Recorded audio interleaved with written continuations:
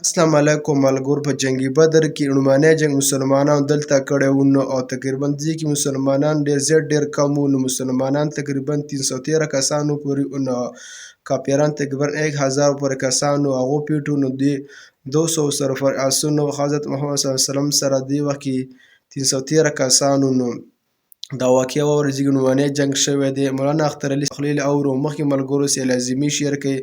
مولانا صاحب د کمنټ کې ماشاءالله ولیکه راځي. مسلمانانو دا کم میدان تاسو ته ښکاري دا جنگ بدر دی، یعنی په دې کې جنگ شوی او په 2 هجري کې د اسلام لاولنی چې کوم جنگ شوی دی جناب هغه دا میدان دی. تاسو وینئ که نه د کتاب مطابق تاسو ته وړه هسټري بیانوم.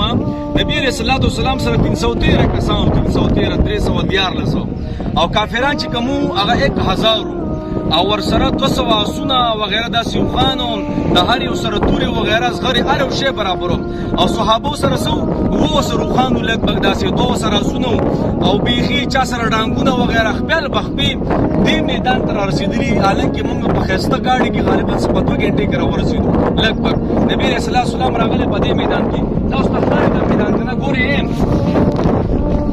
غیر چې کوم غیر یعنی د ابو جهل چې کوم فوجو 1000 کسان هغوی چونکې مخکې را رسېدلي وو هغوی هغه ځایونه نیولي وو. هغه ځایونه بره ځایونه نه دي غرونو تاسو ته ښکاري. مولانا صاحب دغه غرونو ته لږ نږدې کا دغه ځایونه هغوی نیولي وو. صحیح شو. مسلمانان چونکې بیا لږ وروسته راورسېدل نو مسلمانانو د دې خوا نیزې ونیو. دا کوم تاسو دا کور ښکاري د هغې خوا علاقه چونکې ډېر غټ نیټورک دی لږ سپیس به پکې پرېږدو. صحیح نه دې سیټ ته چې کوم ځای و که نه دلته شګې وې شګې نو په شګو کې ګرځېدل دا ډېره ګران دي. نو نبي علیه الصلاة والسلام او صحابه دې کې پاړه واچو او کافران چې کوم هغوی هغه بره ځای لیدلی و بره ځای لیدلی و هغه ځای کې ناست و. هغه ځای ډېر پچوته و.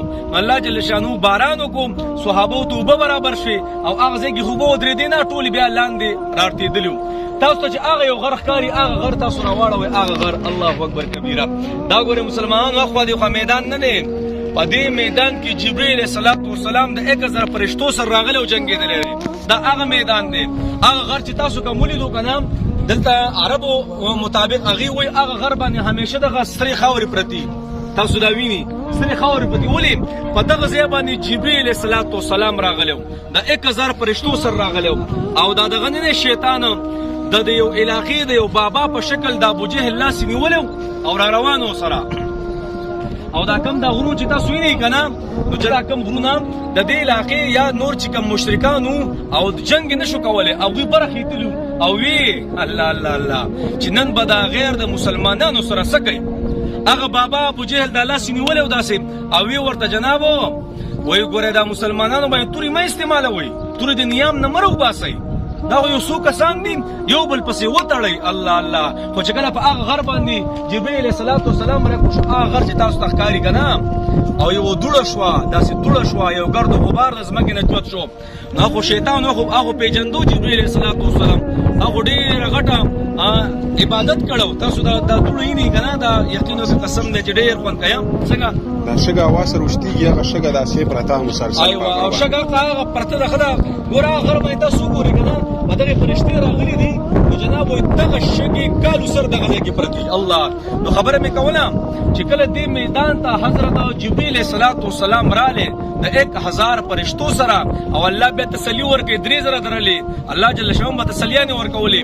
نبي علیه السلام چې زه د سره یم نو جناب چې کله هغه شیطان د بوډا په شکل کې د ابوجهل لاس نیولی و که نه نو چې کله جبرئیل علیه السلام ولیدو دا خو انسانان خو لیدونکي نه دي که نه خو لیدو نو د ابوجهل دا لاس یې پرېښود او په شا باندې شو.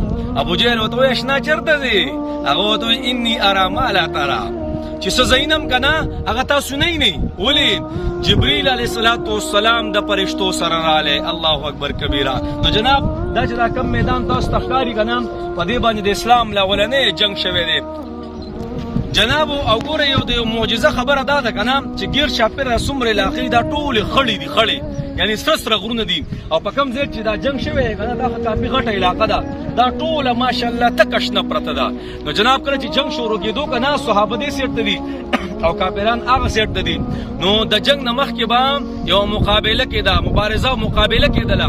نو عتبه او شیبه او ولید دا هغه سیټ ته راووتله او نبی علیه الصلاة والسلام د دې سیټ نه یو 3 انصار ورپاسول. کله چې هغوی راغله خپل منځ کې نږدې شو نو عتبه خو چونکې دا ډېر غټ مشرک او ځان ته سوي وایي څوک یې تاسو؟ هغې ورته موږ انصار یو. ځئ انصار راپسې مه راځئ. یا محمد اخرج الینا اطفاءنا، اے محمد مونږ له زمونږ د ټکرې خلک را میدان ته کا، یعنی زمونږ چې کوم د مکې خلک دی هغه راته را میدان ته کا. نو نبي علیه الصلاة والسلام حمزه ته وایي وځه، علي صاحب ته وایي وځه. دا درې واړه راووتل او په دغه میدان کې جناب دوی یو بل ته مخامخ شو. نو ابو عبیده رضی الله عنه غالبا هغه پکې لږ شانتي زخمی شو، بیا ورته شهادت میلاو شو وغیره خبرې پکې نورې هم شته. او حمزه صاحب او علي صاحب الله جل شانه ولا فتح ورکړه. د هغې نه پس بیا جنګ سټارټ شو او په دې میدان مړه بسې دې غرونو ته صرف په دې نظر وګورې که نه چې محمد رسول الله صلی الله علیه وسلم به ورته کتلي بس، یا دا میدان دا ځای دی یا هغه ځای دی یا هغه ځای دی. دا ټول غرونه مولانا دا ټول غرونه راواړو، دا کوم چې دا غرونه دي دا هغه غرونه دي که نه چې محمد رسول الله صلی الله علیه وسلم دې ته کتلي دي.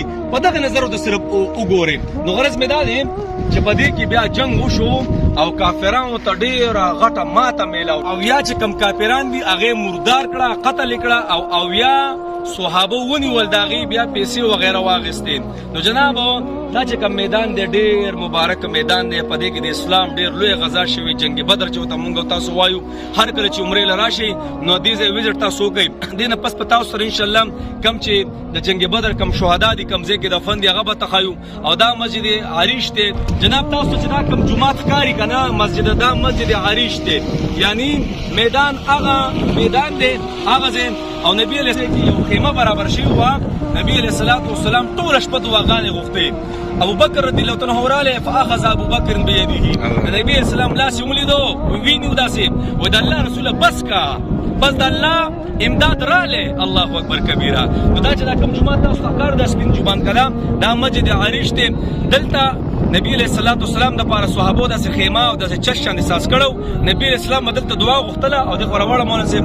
او دا چې دا کوم تاسو ته ښکاري دا پوره میدان دی، هغه غر چې کوم دی هغه شګې چې پې پرتې دي په دې فرشتې راغلي. کافران هغه ځای کې ناستو او صحابه به دې ځای کې ناستو او دې ځای کې بیا کافرانو ته څه ده ماته میلاو شوې ده.